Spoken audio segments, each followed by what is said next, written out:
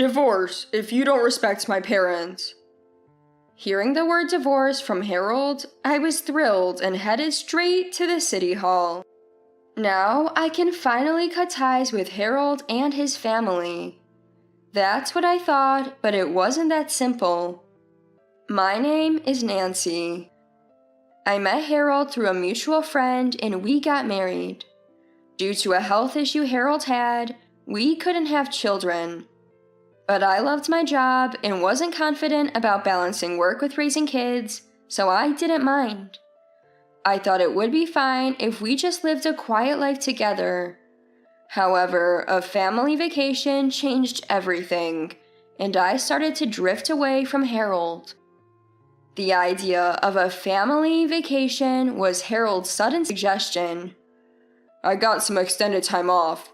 Want to go on a trip together, Nancy? A vacation? Sounds great. Let's do it.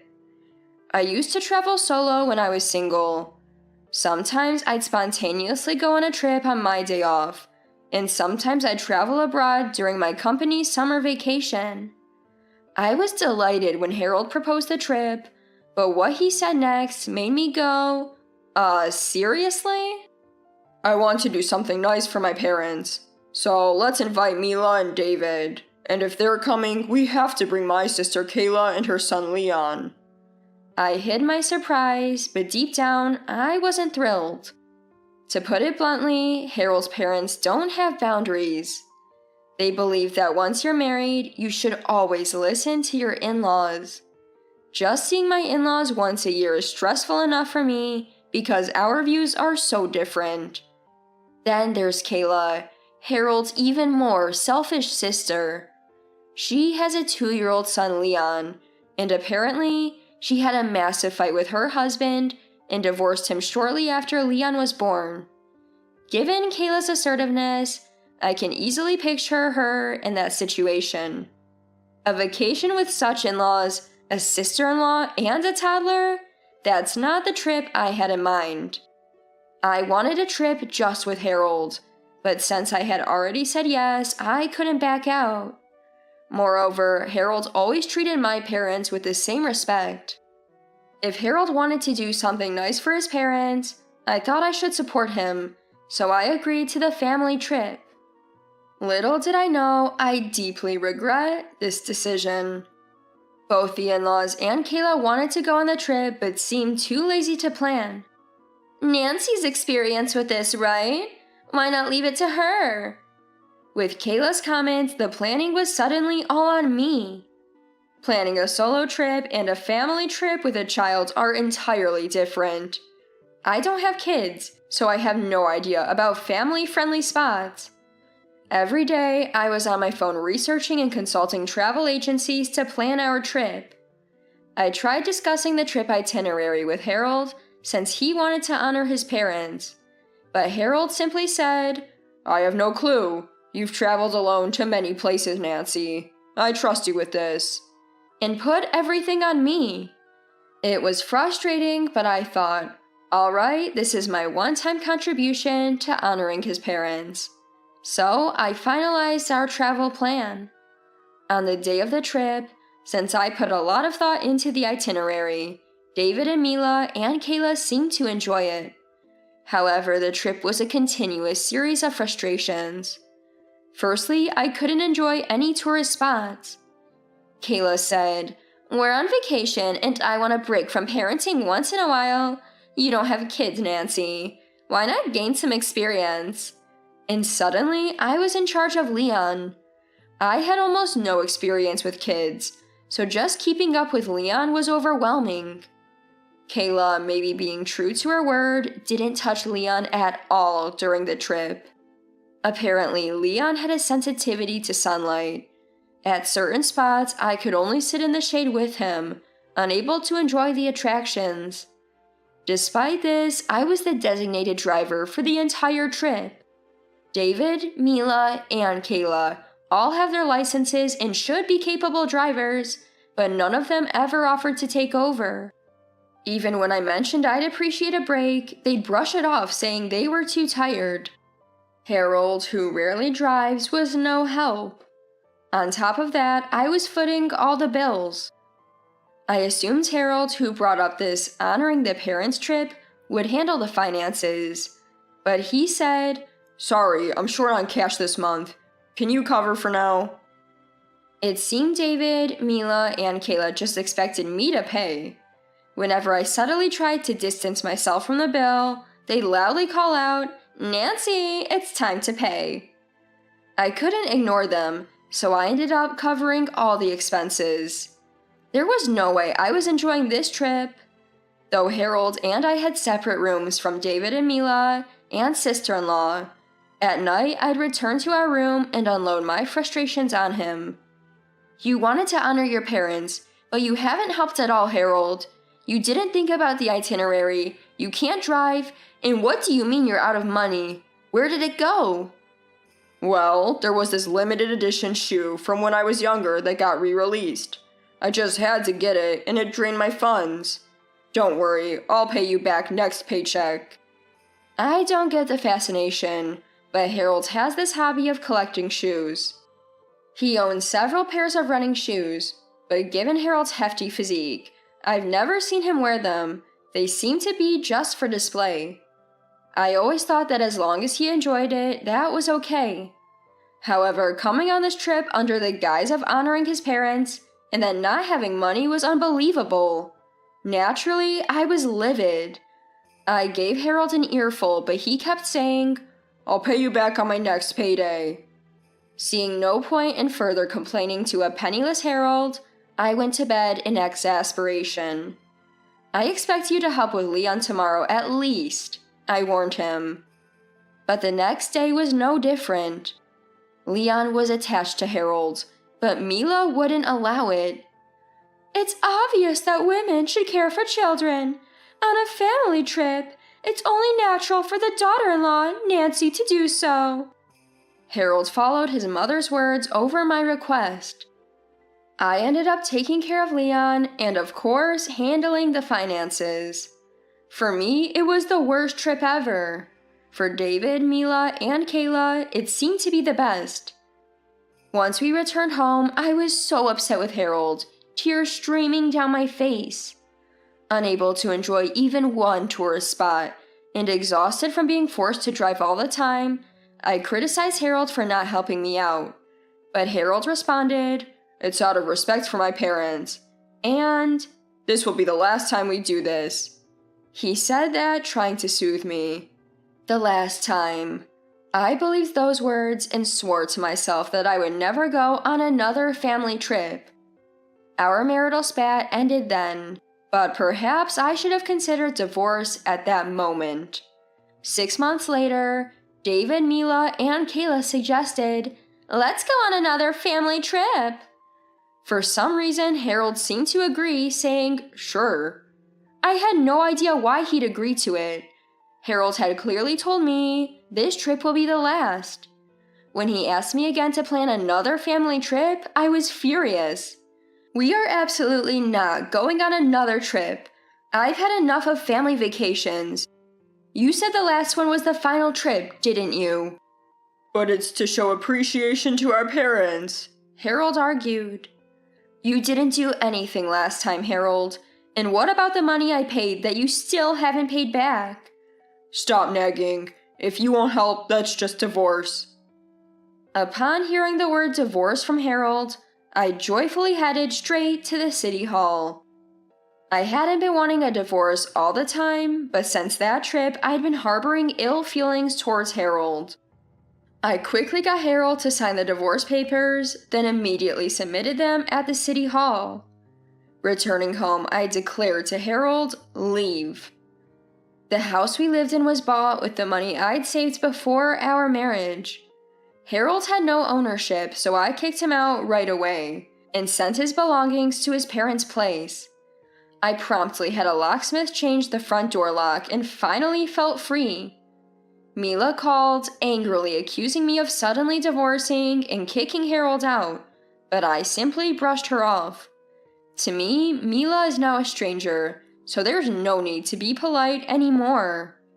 I was criticized for sending Harold's belongings with a COD charge, but I wondered why I should pay for the shipping of my divorced husband's stuff. I brushed off that comment as well. Mila's calls became so incessant that I blocked her number.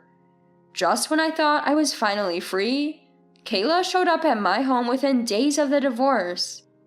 When I saw Kayla on the doorbell camera, my initial reaction was, oh no. But she kept knocking, and I could see Leon pacing back and forth outside.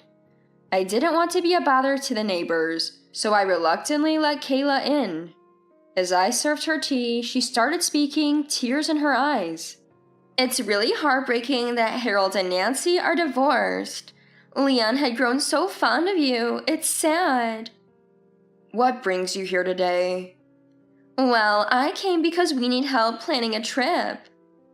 Excuse me?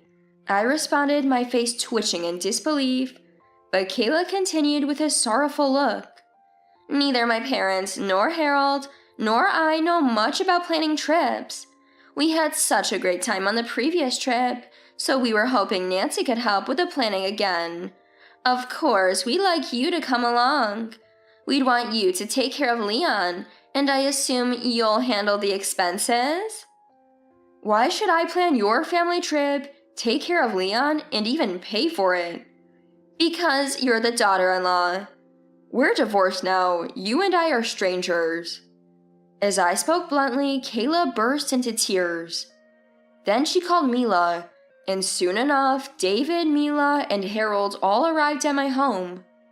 My ex-husband Harold and his family brazenly entered my home, creating chaos. It felt like a glaring mistake ever having a family with such inconsiderate people.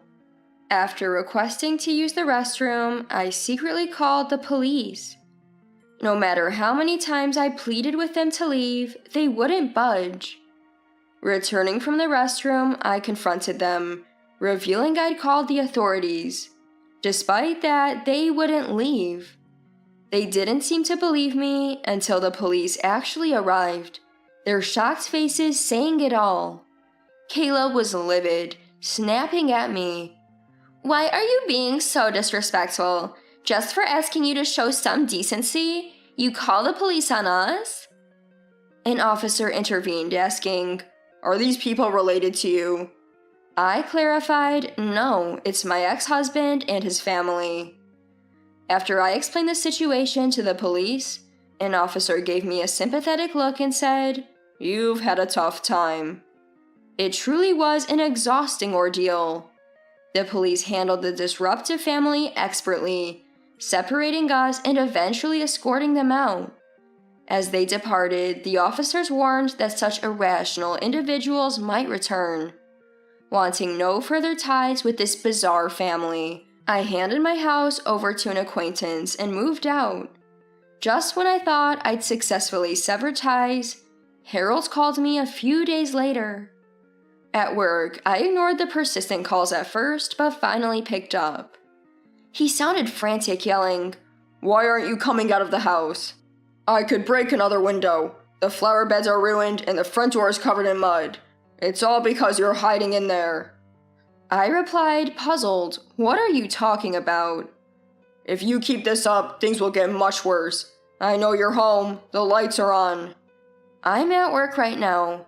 Besides, that's not my house anymore. Huh? A puzzled tone echoed from the phone. From a distance, I could hear police sirens. It seemed Harold accidentally forgot to hang up, and from the other end of the line, a distinct voice could be heard.